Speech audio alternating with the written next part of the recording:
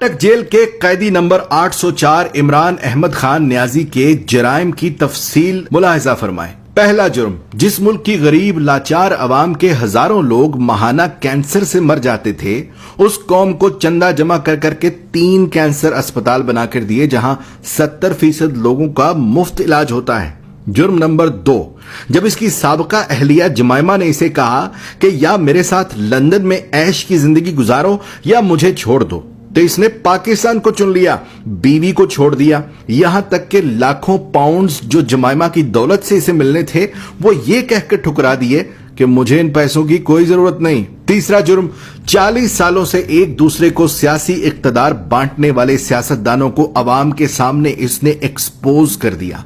बच्चे बच्चे को समझ आ गई कि ये लोग अवाम को बेवकूफ बनाकर बारियां लेते रहे और मुल्क को तबाह बर्बाद कर दिया। और जब इसे बार बार कहा गया कि तुम भी आओ, इसी निजाम का हिस्सा बन जाओ, आओ तीसरी बारी लेते रहो, तो इसने खुलकर इनकार कर दिया कि इस मुल्क को कौम को लूटने वालों के साथ इत्तेहाद नहीं करूंगा।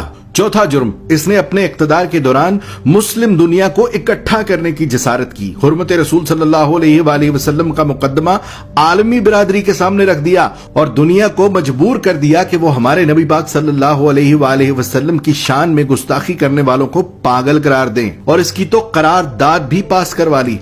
पांचवा जुर्म सुन लो, अपने इक्तदार के दौरान माल बनाने की बजाय गरीबों को 12-12 हजार रुपए देने शुरू कर दिए। हर खानदान को 10-10 लाख रुपए का मुफ्त इलाज करवाने के लिए सेहत कार्ड जारी कर दिए। छठा जुर्म सुनो इसका, जब हिंदुस्तान ने मकबूजा कश्मीर का स्टेटस जबरदस्ती बदला था, तो उसको भी आलमी बरादरी के सामने लताड़ दिया। उसके साथ तिजारत ये कहकर बंद कर दी कि जब तक तुम कश्मीर का स्टेटस बहाल नहीं करते, तुमसे तिजारत नहीं करूंगा। सातवां जुर्म, जब इसे पूछा गया कि क्या माजी के सियासतदानों की तरह आप भी अमेरिका को इजाजत देंगे कि वो पाकिस्तान में बैठकर अफगानिस्तान पर हमले करे, तो इसने कह दिया एब्सोल्युटली नॉट।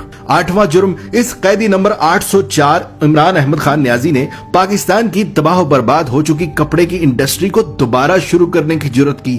यहां तक कि इतनी लूमें चला दी कि काम करने वाले कम पड़ गए और दुनिया जहान से पाकिस्तान में कपड़े के ऑर्डर आना शुरू हो गए। जुर्म नंबर 9, जब इसे इक्तदार से जबरदस्ती निकाल दिया, तब भी ये मुल्क छोड़कर भाग नहीं रहा था। हालांकि बार बार कहा गया कि चले जाओ यहां से, वरना अंजाम बुरा होगा, मगर इसने कहा कि कोई अपना घर भी छोड़कर कहीं जाता है और पाकिस्तान को ही अपना जीना मरना समझ लिया।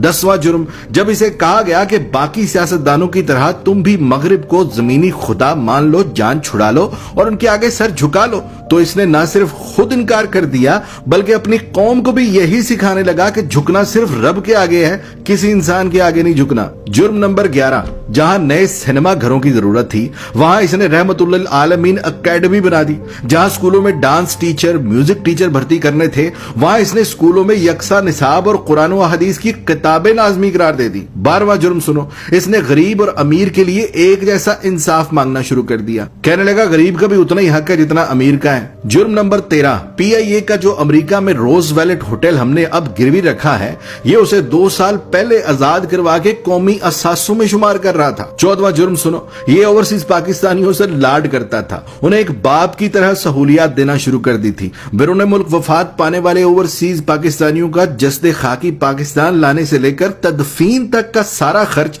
बैतुल माल से देने लगा। बैरून मुल्क जेलों में कैद पाकिस्तानियों को आजाद करा कर पाकिस्तान ला रहा था और यहां तक के ओवरसीज पाकिस्तानियों को वोट डालने का हक देने लगा था। जुर्म नंबर 15, इसने अपने हर उस साथी को छोड़ दिया जिसने करप्शन की।